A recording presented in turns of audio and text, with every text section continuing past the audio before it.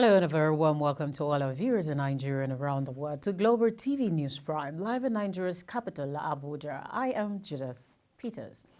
President Bola Ahmed Tinubu will depart Abuja today to attend the G20 Leaders Summit in the New Delhi, India, on the invitation of the Indian Prime Minister Narendra Modi.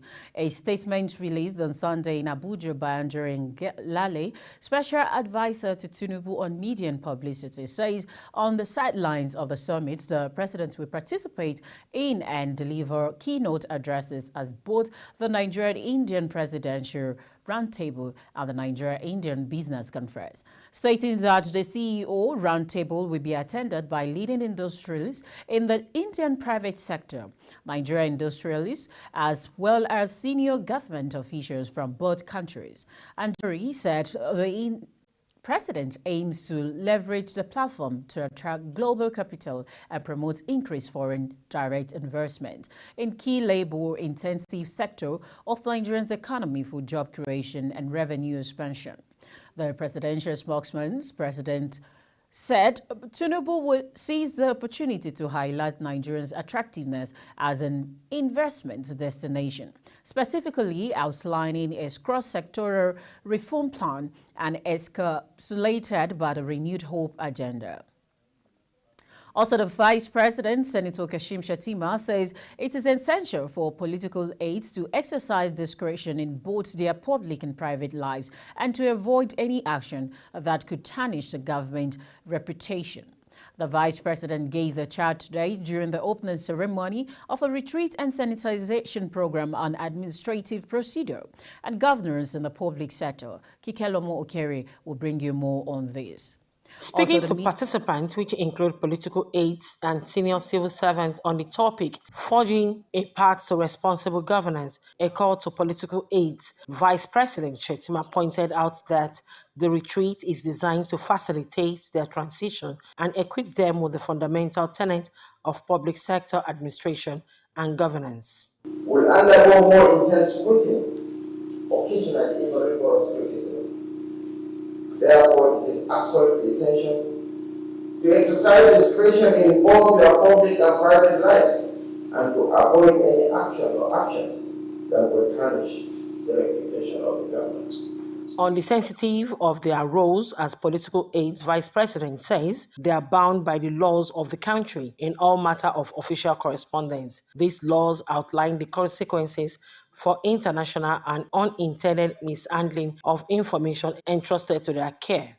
In his welcome remark, the Permanent Secretary of the State House, Engineer Funsho Adebiyi, disclosed that the training was aimed at registering the commitment of the political aides towards actualizing the goals of President Bola Ahmed Tinubu-led administration. To look at how to manage what I call our bosses' interrelationship.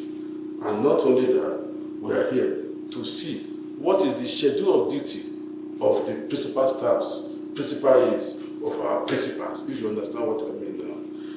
What do we do? How do we do it in a way as not to in any way embarrass our principals? Not only that, we are here to also look at the relationship with other tiers of government, National Assembly, as well as the judiciary. It is important, we've soon discovered in the course of our lecture, the interrelationship between the executive, the legislature, and the judiciary. The Vice President, however, called for synergy and teamwork, stating that their primary instinct should always revolve around the recognition that are part of a team united in the pursuit of a shared objective. Kikelomo Okere, Global Television News. Thank you very much, Kikilomi, for that report. And now the Minister of Works, David Umahi, has debunked news making the rounds alleging that the ministry under his leadership is pursuing an agenda to move from asphalt to concrete roads in a bid to award contracts to a company in which he has interest. Umahi gave the declaration during a past briefing held at the conference room of the ministry in Abuja. Umahi stated that he does not have friends, enemies, and companies, maintaining that his assignment as a Minister of Works is to deliver impact-focused projects across the country. We'll bring you more details on this on our subsequent bulletin. Also, the federal government says it is ready to meet with the labor union today. In its desperate effort to avert the Nigeria Labour Congress warning strike scheduled for Tuesday and Wednesday, however, the labor union said there was no going back on the two-day warning strike, even as it affirmed that it remained open to negotiations with the government despite breaking its previous promises. Already, some state chapters of the NLC said they were ready to proceed with the strike, while some others said their executive committee would meet on Monday on a precursor to the strike. The NLC had in a communique jointly signed by its president, Joe Ajaro, and the National Secretary, Emmanuel Okpo-Adjei, on Friday said the decision to go on nationwide strike followed the failure of the President Bola Ahmed Tinubu-led government to dialogue with organized labor on effort to cushion the effect of the removal of petrol subsidy on the poor masses. And now in sport, Development Minister John Owan Eno says the federal government might pull down the National Stadium in Surulere, Lagos, to rebuild and bring it to a functional state. Owan Eno, who had earlier said he would go ahead with the planned concession of the facility, noted that the government would only take decision that would resuscitate the nearly moribund facility. The National Stadium, which was built in 1972 ahead of all African Games in 1973, has not functioned effectively for over 15 years due to poor maintenance of the facilities. Speaking at a meeting with stakeholders in Lagos on Friday, Owan Eno said he had been forced to give a second thought to the planned concessioning given the state of the facility, adding, however, that government would take the best possible action. At exactly 9:07 a.m., Lagos State Governor Mr. Babajide Sanwo-Olu on Monday entered one of the Blue Line rail coaches to flag off the commencement of commercial operations on the Lagos in-store train service. 6 minutes later, the train taxis with Sanwo-Olu permitted secretaries and political leaders on board. Sanwo-Olu media aide Jubril Gawat last week disclosed that the rail operations will start with 12 trips from 2 weeks, which will be ramped up to 76 trips per day.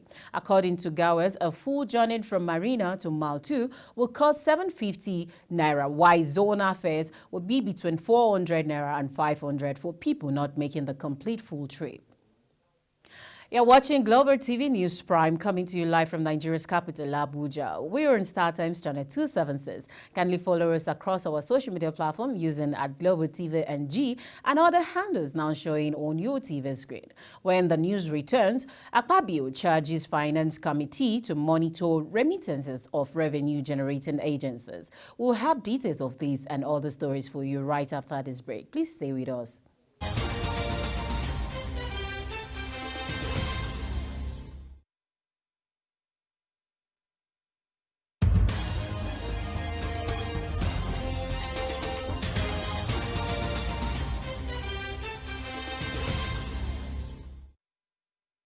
Welcome back, and if you're just joining us, this is Global Television bringing you live broadcast of the News Prime from Nigeria's capital, Abuja. And as we return to business, President of the Senate, Godswill Akpabio, has directed the Senate Committee on Finance to embark on aggressive oversight of revenue-generating agencies with a view to curb revenue leakages in the country. Akpabio specifically directed the panel to scrutinize the remittances of the agency and government-owned enterprises, make sure that all revenues they generate are properly deposited in the Federation account. The chairman, Senate Committee on Finance, Senator Sani Musa, disclosed this in a statement in Abuja on Sunday. The senator, who is representing Niger East Senatorial District in the National Assembly, said his panel was asked to ensure that all remittances are done in accordance with the provision of the Fiscal Responsibility Act. And now on the foreign scene, the United Kingdom at the weekend revealed that it truly wanted to encourage the multinationals of British origin to invest into Nigeria, especially Southeast. The UK, however, observed that building a stronger and more conducive business environment is crucial to luring British companies to the country. The British Deputy High Commissioner in Lagos, Johnny Baxter, made the remark at the inaugural Enugu State Diaspora and Investment Roundtable held in the Coal City on Friday. The roundtable was attended by development partners, senior-level executives from public and private sector, and other domestic financial institutions. Despite the efforts by the Economic Community of West African States, ECOWAS, the African Union, AU, and other entities within and outside the African continent to resolve crisis in Niger Republic, there seemed to be no resolution in sight. It has been weeks since the one-week ultimatum issued by ECOWAS expired, and the junta has shown clear signs of not budging anytime soon.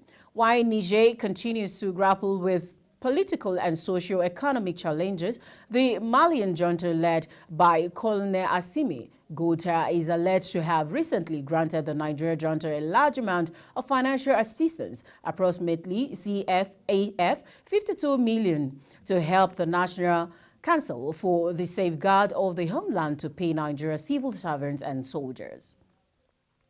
Ukraine says Russia launched a 3.5 drone attack on the southern part of the Odessa region earlier on Sunday, hitting a Danube River port infrastructure and injuring at least 2 people. Ukraine's Air Force said on Telegram app that its air defense system shot down 22 of the 25 Iranian-made Shahad drones that Russia launched on Odessa in the early hours of Sunday morning.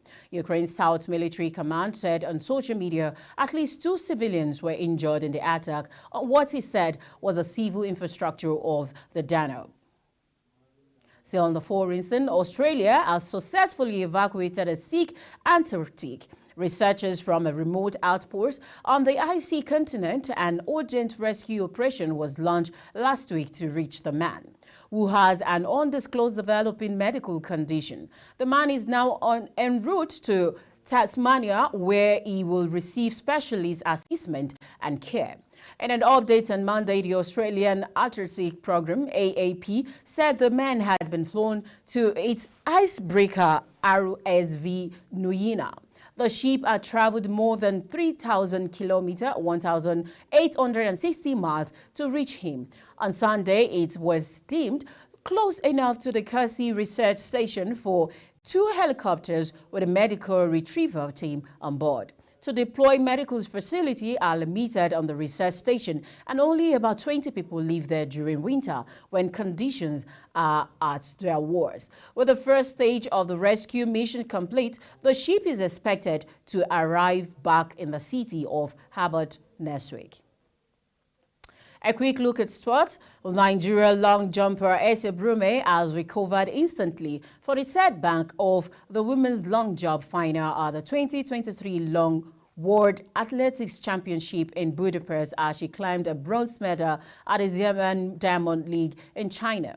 The 27-year-old, who won bronze in the 2019 edition of the World Athletics Championship in Doha, Qatar, and earned a silver medal in Oregon, U.S. in 2022, was one of the Nigeria's brightest hope for a medal in Budapest. However, that dream was ended after Brume finished 4th in the final.